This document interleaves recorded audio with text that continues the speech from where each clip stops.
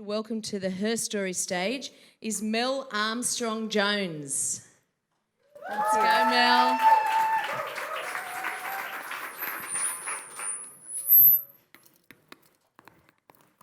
Thank you. I've got a mic. Thank you. Well, on that note, I'll lean on this wonderful lectern, I think, a little bit anyway. Oh, wow, what a great song. Hello, ladies and gents. Great to be here. What a wonderful day. Well, with some guidance from Rita, she gave me a hot tip that she'd like me to talk about why I do what I do. So I have a company called Brave Humanity. I'm a co-founder of an immersive technology company, and also I'm writing a book on PTSD, which is very close to my heart. And you'll probably understand, like many of you today who've shared stories, there's a reason always why you do what you do.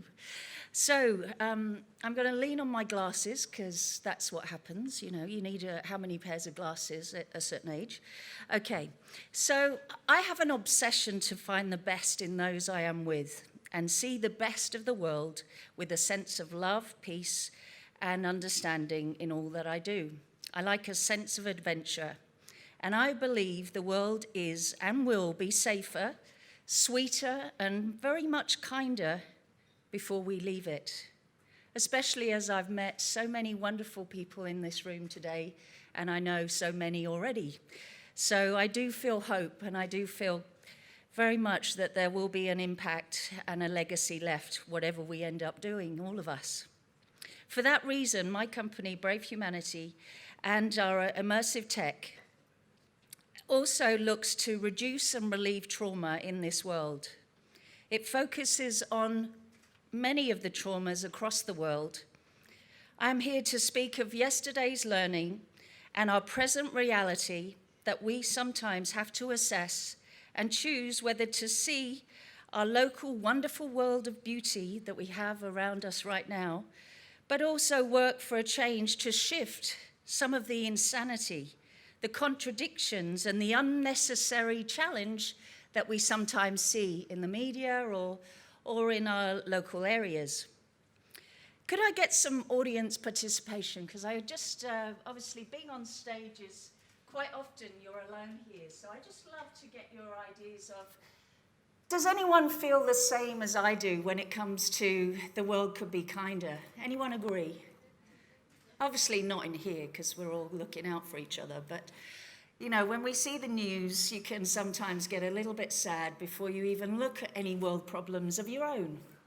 So back to really looking at the balance and the rational understanding.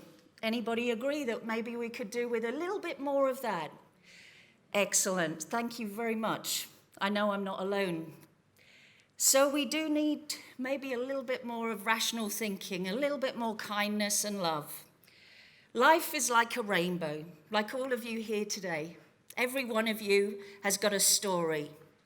And in that story, there's lots of colour. We all, at some point, must experience, unfortunately, a storm to see that rainbow. Maybe with the 43 wars currently brewing along right now in the world, we will have our turn to have peace throughout the world rather than our own little world right now here. Those wars in the world are just some of the storms that I will discuss today, as I have experienced one. Evidence and research shows from my book, but also that many of you have discussed today, one in particular that is close to my heart because I've experienced a war, is that every 2 seconds in the world, a bomb goes off and someone is displaced in this world. In fear, one person in 200 people on this planet is living in slavery right now. That is one too many to me. 40 million people, as we speak, are trafficked across this world. 75% of them are women and children, and that is certainly unacceptable to me. In war zones and first response services, we have veterans, police, doctors, mums, teachers, and children in a neighbourhood near you that you may have experienced a suicide from them. That is one too many for me when it's been my friends and also my friends' neighbours. In innocence, every 2 seconds, a child is married in this world. You will notice that maybe my heart is beating a little bit faster, my voice is getting a little bit more, let's say, strained, because that keeps me up, not just my own issues that we all have to deal with each day sometimes. 1 million children disappear per year to the sex trade. That is a horror that I cannot believe the world is turning its face on. In our own Aussie dream, every week in Australia, a woman is killed by their subsequent other, and that is unacceptable. If there aren't leaders that will stand up and pick up on these points, then I certainly will, and I hope you will join my journey. Every day in Australia, 1 in 4 people are suffering from mental health. 7 people a day are committing suicide. I don't want to make you sad in any way with this information that I am about to share, but mental health costs billions for business every year for every country. 1 in 4 children are bullied in schoolyards. That is another 1 too many in the simple stages of daily life. This is enough to tell me, and I'm sure you now, as you've already agreed, that the world needs some love, some more peace and kindness and true heart-to-heart connection to work through the why and the what of the drama and the wars that are going on. If we keep silent about the things that matter, nothing will change when it comes to trauma in this world, and that is what I mention in my book. I would like to share my one story of my own journey. I was born into a military community service family with my brother and sister. I grew up in places around the world with my dad's peacekeeping and working, and my mum taking me to every aged care facility and a general way of connecting to the community. In 1974, we found ourselves in Cyprus. At 4 years old, we were in this beautiful island. You'll be pleased to know, similar to all you lovely ladies out there, as well as gents, you are gods, obviously, you know.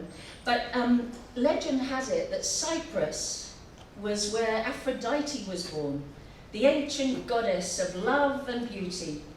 And this legend basically made so much sense to me while I lived there. It was so beautiful, just absolutely miraculously, like, you know, you see in Australian beaches, your breath is taken away sometimes.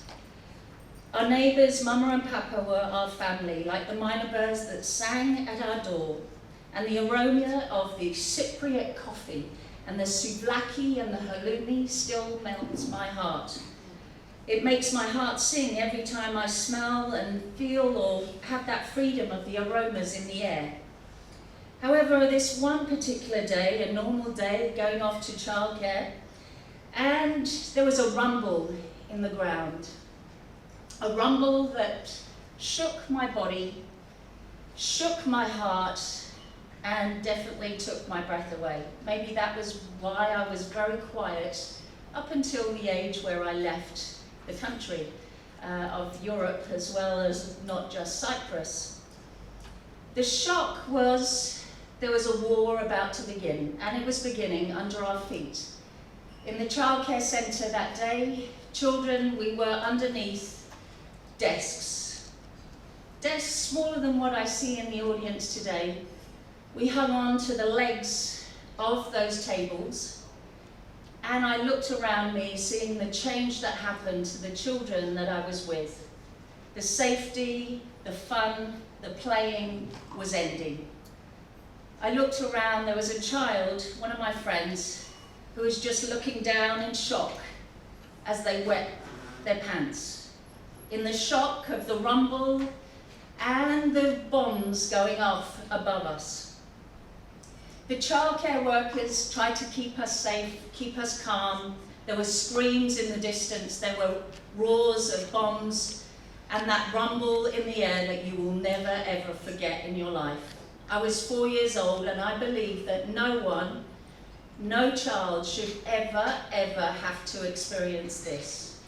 But in my lifetime, I believe that I was lucky. I was really lucky, because I was rescued along with the other children that were in that childcare centre. We were rescued, taken to our airfield and taken away back to the UK. We were unlike others in this world right now who don't have that choice. They're frowned upon when they try to take their children to safety. I would like to thank my mum, my dad, and those soldiers that got me out that day and got me to my brother and my sister and my mum and dad in the airfield and got me to safety. And so what I'd like to share with you is that that war is still going along, as is 43 other wars. The shock and the fear continued into my life. I did experience PTSD throughout my life. I've spoken on PTSD a number of times throughout my career as a HR director, and seen it many times with mental health issues in the workplace. That's why I have an obsession in trying to heal it. The difference though right now is, I must mention that at 81 years old, I've had discussions with my dad. I'm not 81, but my dad is. Just let you know, just in case. I'm in my 40s, as you can tell, that I have discussed Cyprus and PTSD for the first time in our family. And what I just want to highlight is sometimes there is no words that are spoken, that toxic silence, that suddenly you poke and ask a question and suddenly you realise you're not on your own. That certainly happened in our family when I asked my sister what she experienced. Also, what my brother and my dad, and unfortunately my mum has passed now, but I know how brave she was to leave her home, leave her friends, leave her everything that we had, and we started again. As I mentioned, this is why I do what I do. The world needs more peace, so I teach yoga, I teach mindfulness, and have done for 30 years. I lived in a Buddhist monastery, I looked at the peace that we were all searching for, and also myself. The world needs more love, so I write ceremonies for love and marriage and funerals. I've left the corporate world simply because I was burnt out. As many of you have mentioned, sometimes you come to a point in your life where do you really want to do the dirty work of others and live someone else's life? And I certainly was not enjoying restructures and redundancies in the 1990s, let's say. The world needs solutions for PTSD and trauma right now, and the dramas that are going around. I feel that my medical training solution is to alleviate that pain and that suffering where possible. The most horrifying crimes in the world are happening right now. Human trafficking, sex trafficking, child abuse, marriage, torture is continuing to go on in this world. The place where we ended up in the UK was Portsmouth. In that time when I was in Portsmouth, I met women and children that unfortunately experienced a paedophile ring that continued through into the 80s. Neighbours were knocked on the door of, and their children had been hurt. That is still going on today. And I believe that if we don't speak up about things that we are not going to accept, when will the change happen? So thank you to every one of you for sharing your story of change, of moving forward, and making the place a better place, not just in here, but the world. Just to end, as I have 1 minute left, I have some deliciously positive gems because I have spoken about some heavy stuff, you know. And I thought I've got to leave you with some sweetness and delight as we are going into the home stretch of drinks and canapes. And you want to have a good time. You don't want to be miserable at that, you know. So I am about to state some facts that I hope you can cherish your family and friends and all those surrounding you just as much as I do mine. Physical health, walking, music, breath, things that really allow you to feel grateful for this life. Have a cup of tea as well, as my mum would say from Yorkshire. Cup of tea, slice of cake. I just need to leave it because there are some over there, as I am originally from UK. Disconnect from technology daily to connect eye to eye with those that matter. The family, the friends, nature, learn ways to stimulate your mind, work through what strengths you have, forget about all the rest, leave all the strengths to everybody else, savour your wonderfulness, your weaknesses, just put them aside. Take a pause, park your thoughts and come back to peace. That's what we need. Come back to your heart and lots of love to you. Take care. Namaste.